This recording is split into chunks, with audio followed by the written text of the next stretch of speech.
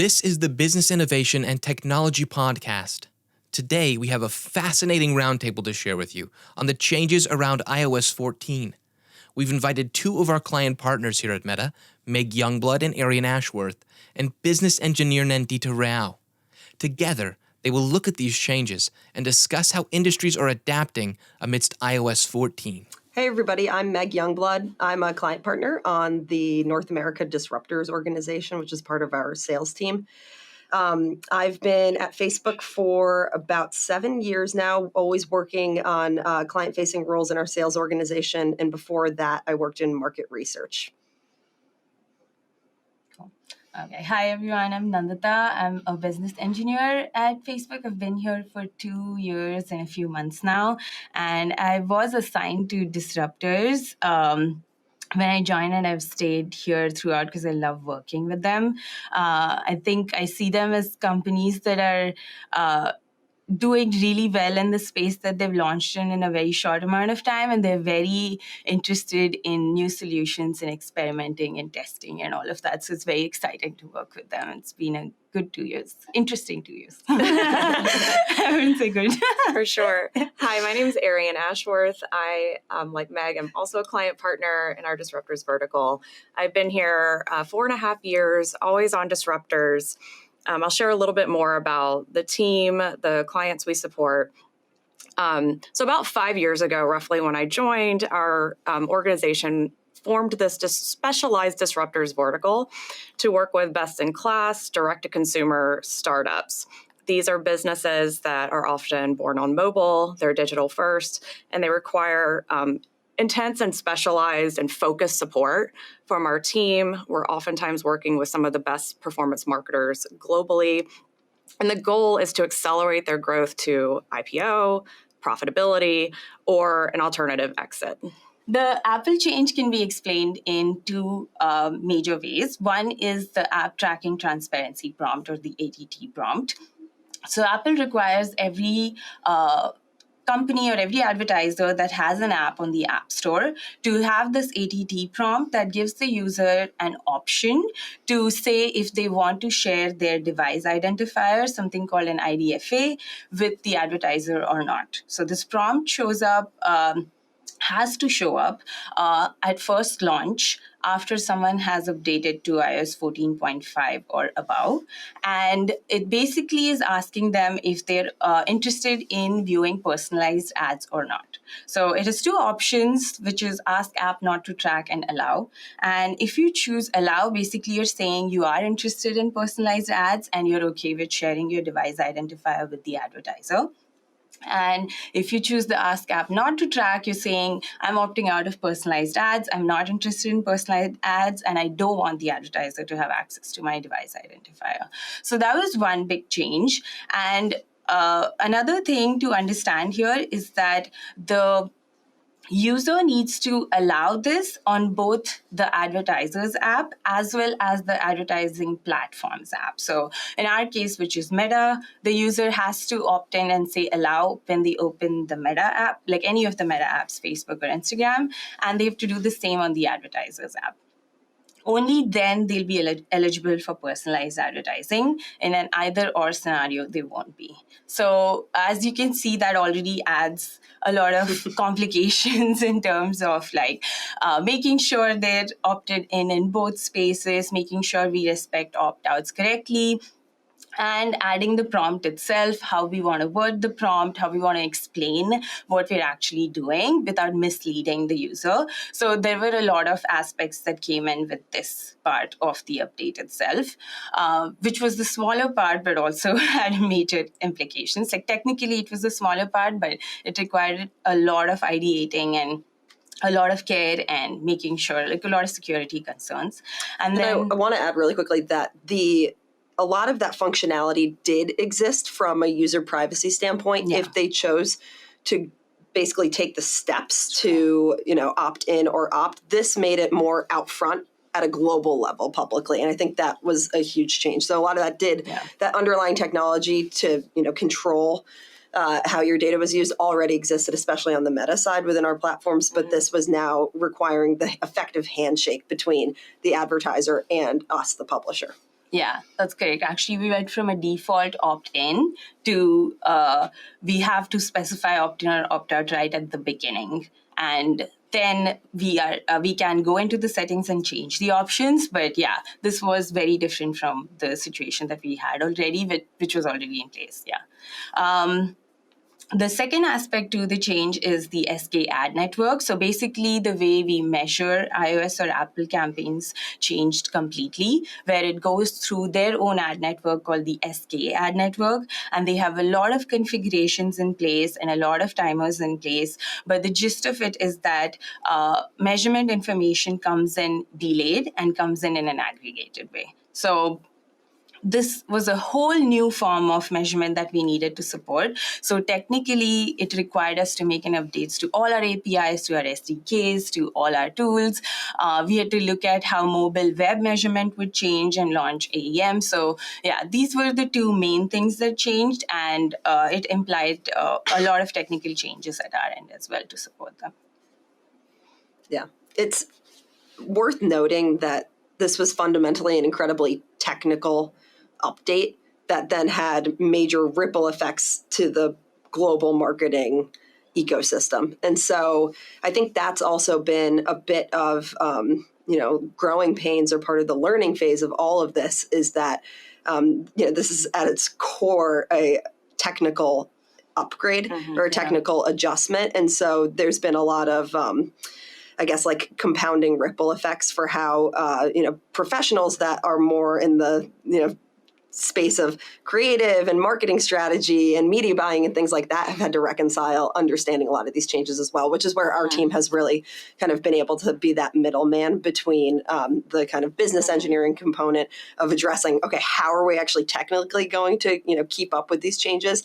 And then what does that look like from in our case, performance marketing strategy? Yeah, and particularly for measurement.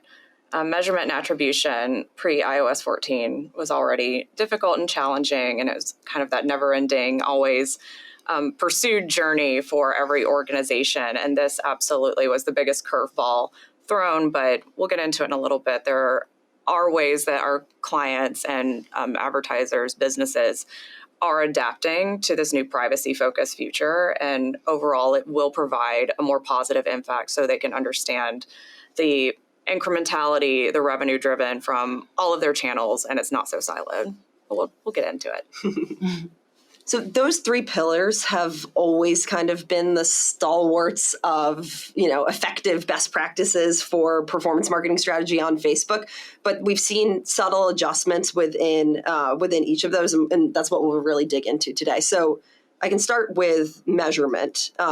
As Arian said, this has always been a bit of a white whale, and there's never been one perfect source of truth. I think that's been, a constant that's frustrated and also enamored performance marketers over the last few decades. There's that famous saying by Wanamaker that says 50% of my advertising is working. I just don't know which 50%. So we've improved from there, but we really took a notable step back for a period of time in terms of understanding, performance, particularly on the app space. As Nandita said, the whole idea of things being delayed and aggregated forced the businesses to shift from micro optimizations in real time, which, we've seen clients staffing armies of teams of buyers or user acquisition teams who are tasked with monitoring performance metrics minute over minute, hour over hour, almost day trading effectively to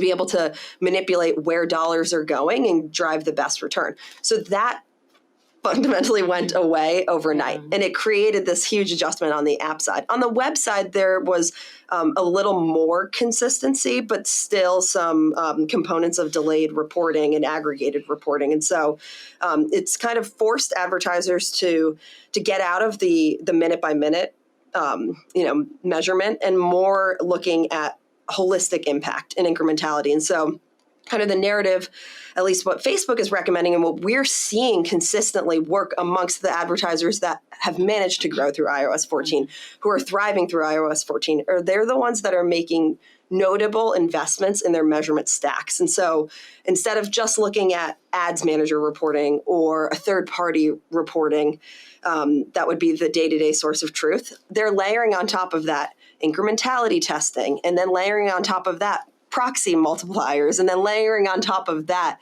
some kind of like underpinning source of truth, like a media mix model or an MMM, that kind of gives that channel level incremental impact on what's really driving, the next best dollar for a business. And so it's forcing partners really to triangulate, is I think the right language that we like to use, about how to understand where performance is coming from, and then make those decisions based on multiple inputs of data.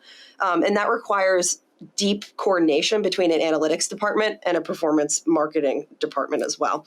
So that's been a big adjustment. And I would add finance on top of that. Yes, and finance, absolutely, yes. Being able to be in lockstep throughout throughout your entire organization, and having the executive team bought in on this is how we're going to make decisions about what's driving our business. The other component that has been unique to Facebook, and I would say that that's a measurement strategy that should exist channel agnostic. And just one quick thing specific to the disruptors vertical within Meta is that we saw in the second half of last year, over a third of the entire vertical, which is roughly 100 clients, had either onboarded or had started onboarding a media mix model to address this privacy-focused future that they were grappling with. Because, to Meg's point, suddenly overnight, the gaps that were already there in internal attribution and click-based measurement, even if they did have like a robust solution in place already, the gaps just widened. So they needed to pivot quickly to something that was more holistic and not user level based. Yep. And then more specific to Meta is the onboarding and adoption of our conversions API. And so as we have kind of, looked inward at our measurement, pipeline, and how we are feeding our, reporting metrics in our, dashboards like Ads Manager, and in our internal measurement tools like our Lift tool, we have shifted that kind of underlying pipeline to be built on top of our conversions API, as opposed to being more heavily dependent historically on the Facebook pixel. I think that's very forward thinking of our company, reading the tea leaves of where the industry is continuing to go with additional updates that we anticipate with, privacy focused measures like potential deprecation of cookies in the future. And so that's us kind of shoring up our foundation to make sure that we have resilient systems in place that can weather future updates. And so for advertisers that have not onboarded onto our conversions API, if you're listening to this, please prioritize that, because you don't want to be caught in a situation like we found many advertisers, a year ago today, where they just didn't make the necessary adjustments up front to be able to kind of, weather privacy changes. And you should expect more to come. I mean, Conversions API, as Meg said, is like really important right now. It's going to become like the base of all the solutions we offer, just like Pixel is, but is slowly, going away. And just as Pixel was 2 years ago, I'm seeing Conversions API being our cornerstone for the future, at least for the next 5 years, unless something else comes up.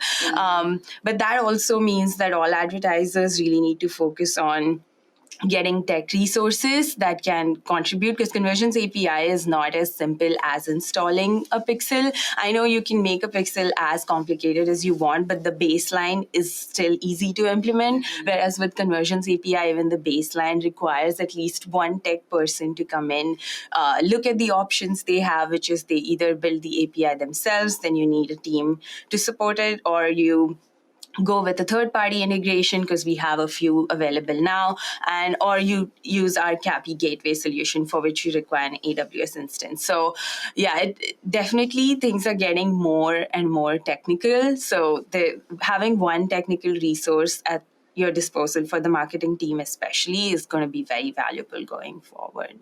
Yep. And I think, so that was quite a bit of time on that first pillar of measurement, but that is so core to being able to kind of adapt and grow in a privacy first world.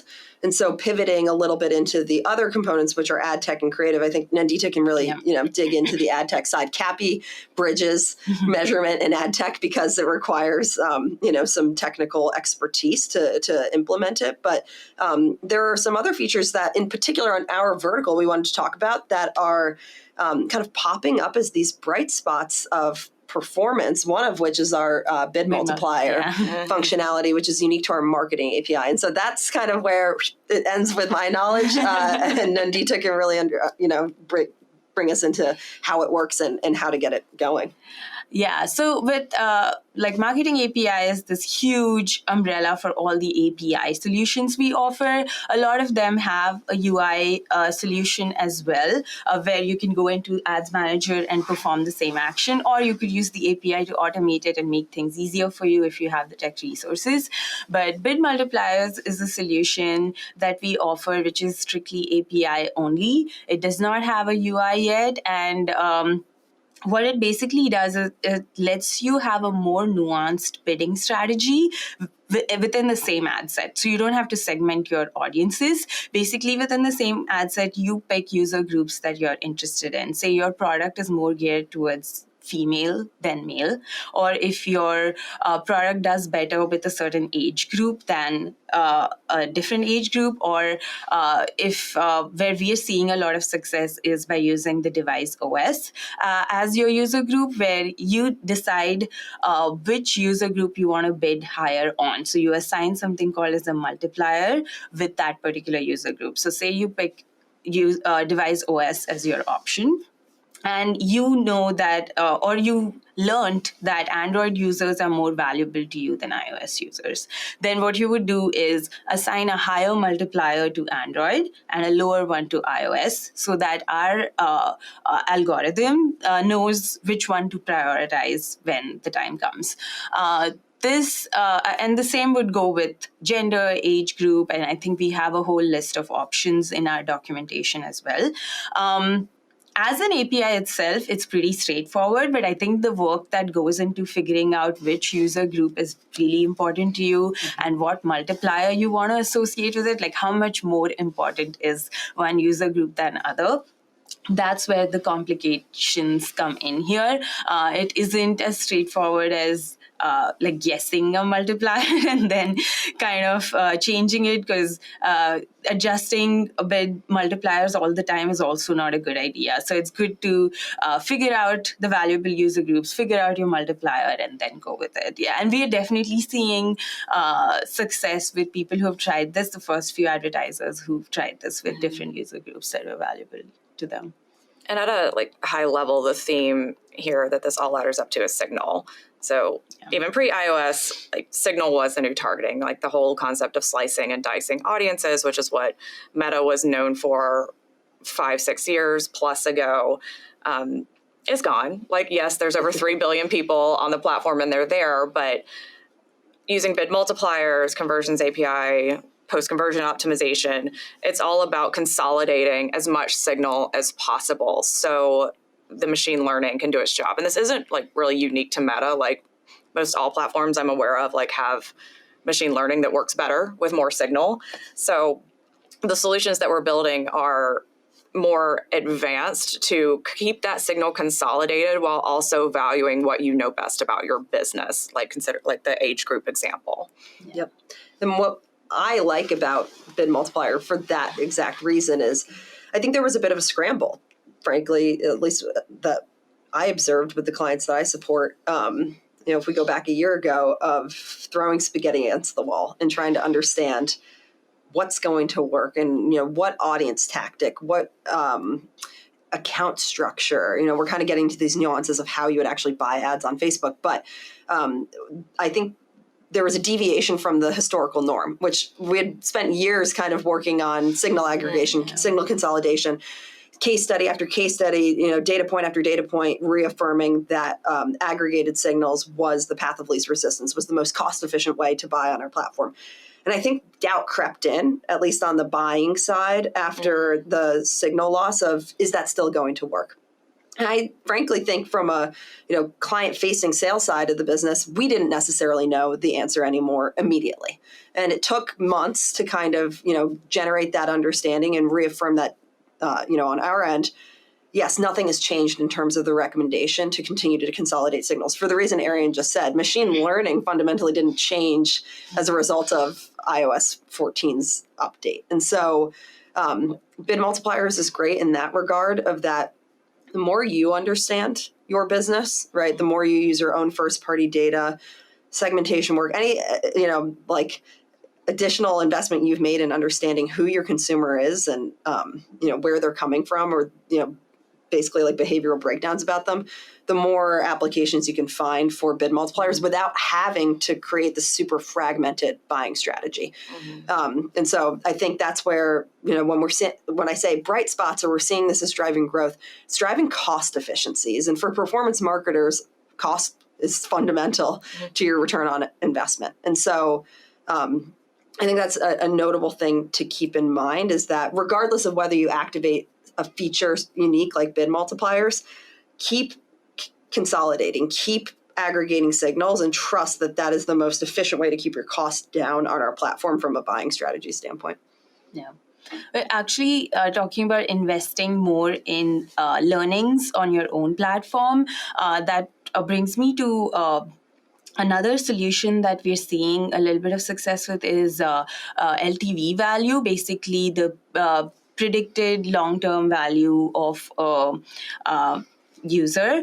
Basically, advertisers know which user would be more valuable to them, right? Like, say they offer both some products that you use more frequently and some that are one-time use only. So basically, the products that you're going to be using frequently and for a long time, those users are going to be more valuable to them. And a lot of advertisers have models in place to calculate this LTV value for those users. And we are building solutions that will help optimize with that value.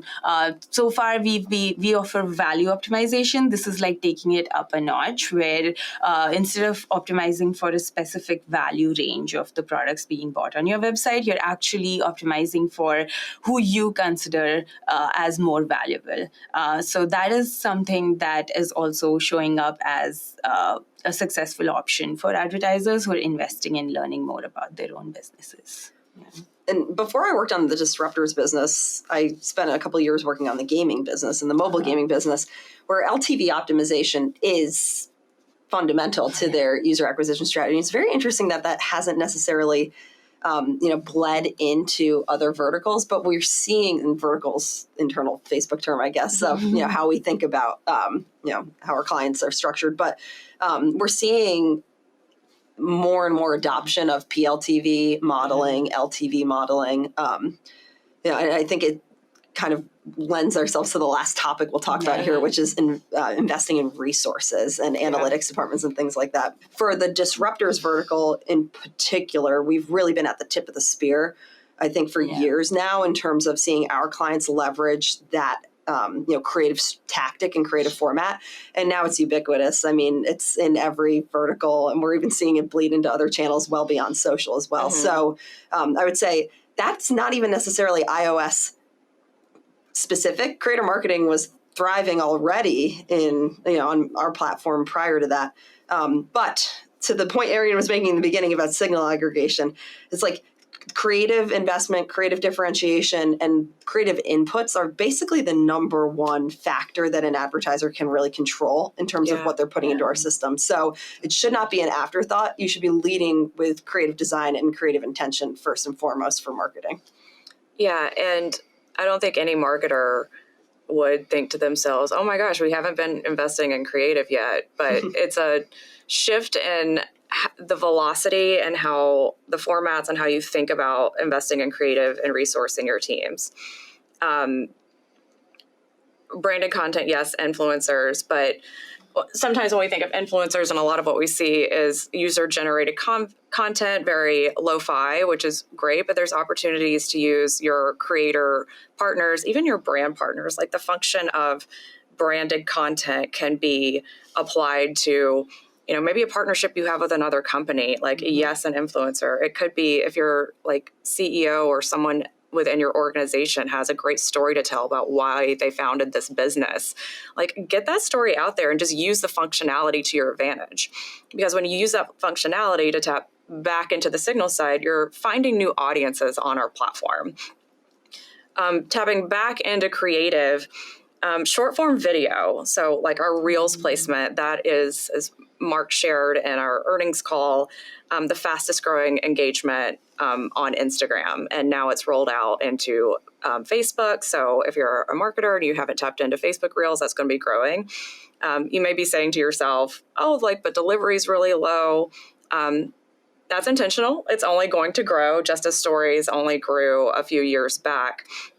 We're even seeing in disruptors and some other businesses that are a bit more forward-leaning, hiring specific Gen Z content creators, which is a fancy word for short-form video creators for placements like Reels. And so when we think, like to Meg mentioned about creative diversification, it's like, so what does that mean? It's like, yes, format differentiation or format diversification, I could say, to ensure that you're designing for things like stories, Reels, but also having video that doesn't follow the same protocol. Having different aesthetics, like how can you create and show your product and get those different unique value propositions out there? And rather than doing that over the course of a year or even a quarter, like staffing your team with video editors who can quickly action and put a velocity of assets in market to test and learn, because like creative signal is the new targeting. So having that differentiated creative in market, the algorithm's naturally going to go after different people who would be most likely to resonate with that versus maybe what you've always been doing. And literally just even think about it from a tactical execution standpoint. If you have an ad set, which on Facebook is where, when you're building ads, you indicate who you want the ad to reach. So if you have an ad set that would be, prospecting, somebody who's never been to your website, never been to your app, right? You're, a net new customer that you're attempting to acquire. And you set the parameters to say adults 18 plus in the United States.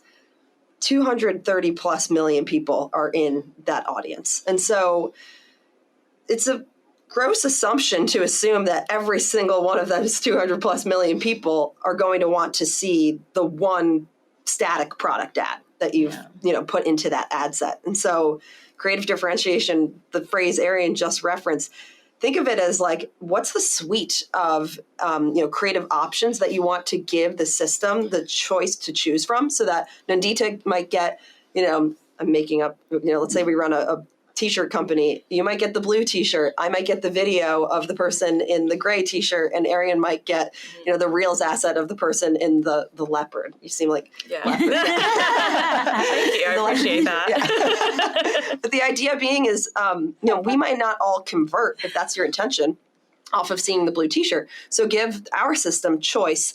And as we learn, we meaning our system and Meta learn, we will refine the delivery over time to understand and model in real time using machine learning which creative is going to resonate for which impression. So the more options you give the system, generally we see the ad set is healthier, has lower costs, and drives better performance. And I think that's kind of been the case well before iOS 14. But as we think about what's working, that still works. And so, ensure that you're kind of feeding our system with the right inputs. One thing I would be remiss if I didn't mention is we've talked about like creative diversification, signal consolidation. I would also add in signal diversification. We're seeing as a big theme across the vertical and the industry. Historically, performance-focused clients optimize towards purchase. Like that's still true today, absolutely. And they're even going deeper funnel through Conversions API using a product called post-conversion optimization, like using that rich LTV data that you already have about your customers to better inform the algorithm. What we haven't touched on is going upper funnel, which is sometimes a naughty word in performance marketing. But truly, like we're seeing advertisers that are using even just like a small sliver of their overall budget to be upper funnel focused, maybe using like in-stream auction or reserve, for example, or even just optimizing towards an event that's farther above the funnel. It helps the algorithm find the new audiences. It gets your message out there about your product, particularly for direct-to-consumer, who they need to be discovered. Like, you're not Coca-Cola, which, Coca-Cola, obviously, and like big CPG brands do a lot of brand marketing and advertising because they don't have that benefit of that lower funnel, like direct first party data. Right. They spent 100 years building a brand. Exactly. So we know who they are. But guess what? We may not know about the business that has been around for 3 years. They just raised a Series C last year. They're looking to grow. They have hopes of an IPO in a few years. Like, yes, you absolutely have to be cost focused, but you also have to be smart about telling your brand story so people know who you are.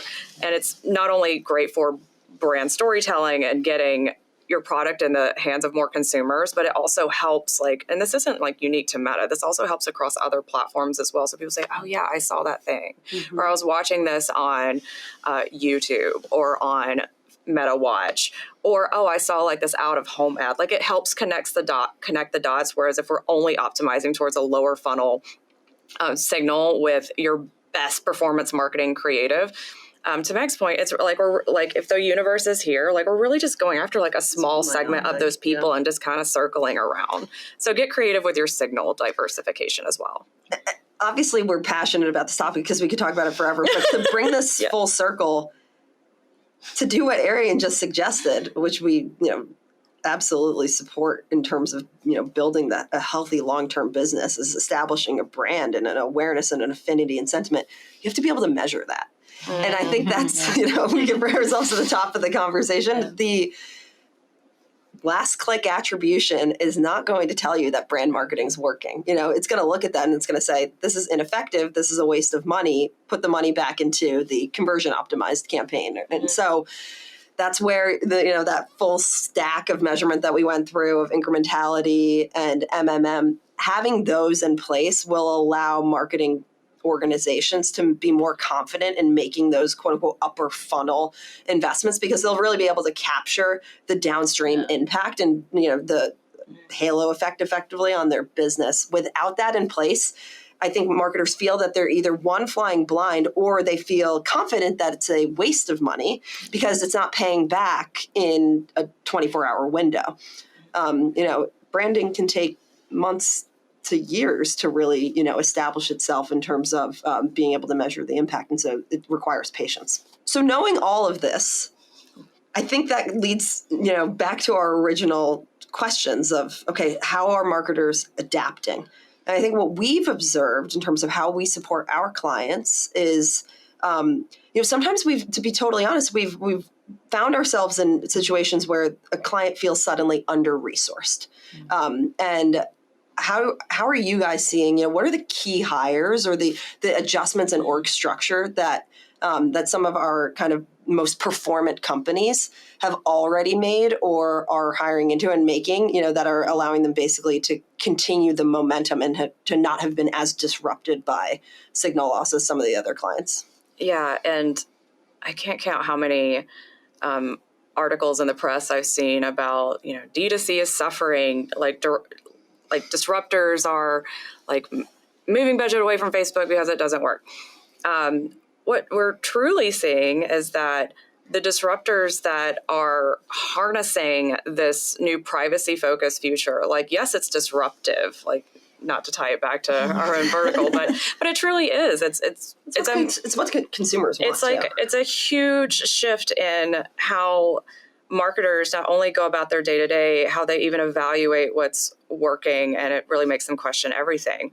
The unique advantage that D2C and disruptors have during this unique time period is that they haven't spent the past 5, 10, 30 years staffing a team that is built under one philosophy. They often have people in their senior leadership that, having been born on mobile and digital, like, understand that click-based measurement, particularly last click, is not an effective form of measurement. So there isn't this hierarchical, like, philosophy change that needs to happen within their organization.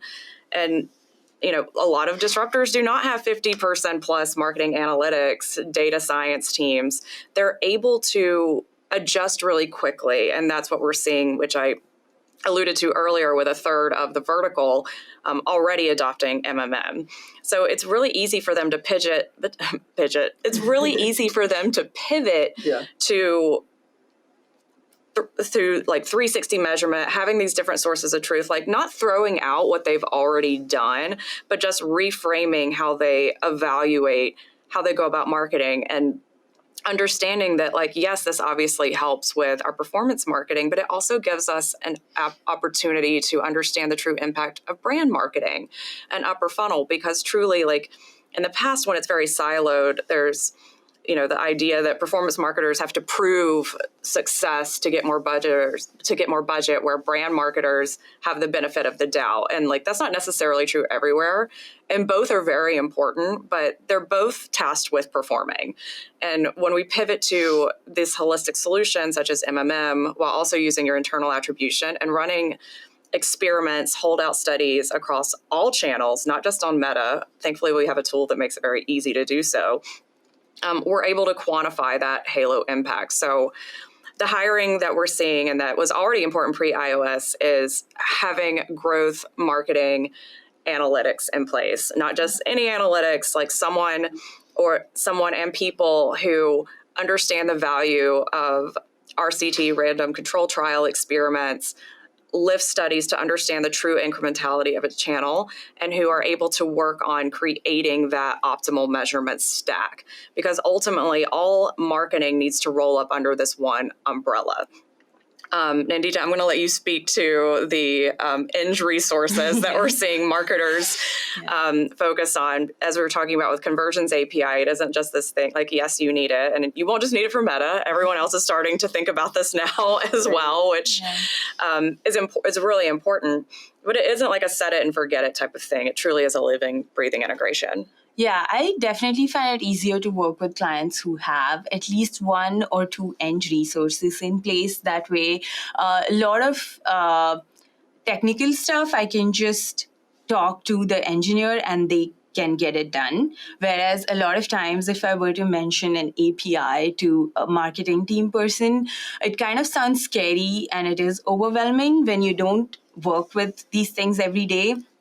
It turns into something much bigger than it actually is. Like, even like giving the example of Multipliers API, the actual API call itself is pretty straightforward, but because it's an API and people aren't familiar with APIs, it seems to be like a much bigger challenge than it actually is. But if you have tech resources on the call with you, then they will be able to sort it out. Like for one of our clients, a technical lead was there and he was just able to be like, oh yeah, we can get that done. So if you have that person in these conversations, it makes it much easier to implement things quickly, be at the top of the, like whatever opportunity presents itself, you have a tech resource to jump right on it and get going instead of requesting for resources or waiting for bandwidth. That you kind of lose out on a lot of opportunities that might be there or you lose out on being the first few people of an opportunity when you could have seen bigger results. So yeah, I definitely think having at least one tech resource or a tech lead on marketing calls is super helpful. But having a tech team in place would be ideal. Obviously, it's understandable if that's not possible, but at least in conversations with different advertising channels, you should, it's only going to give you a bigger advantage if you have a tech resource on it. So I've heard data analysts, data engineers, software engineers, and earlier you mentioned a Gen Z content. That are, and I would say marketing focused data scientists and analytics. And another thing Nandita and I have personally seen with a few partners is people say, oh, we have that. And they're here for this project. And then the time is up. So like having people who like understand like what we're working towards and are able to action on the insights that a team may have about their customer base or like what happened after a sale period. Like, let's use that data to inform how we're optimizing on Meta, because they have that familiarity and that understanding of the business rather than coming in on a specific project. We're able to do like deeper work. We're able to recommend more bespoke solutions and optimizations that otherwise wouldn't happen if that knowledge gap was there. Yeah, and for our partners, as we opened and Arian explained, what a lot of them have in common is that they're venture-backed, still private.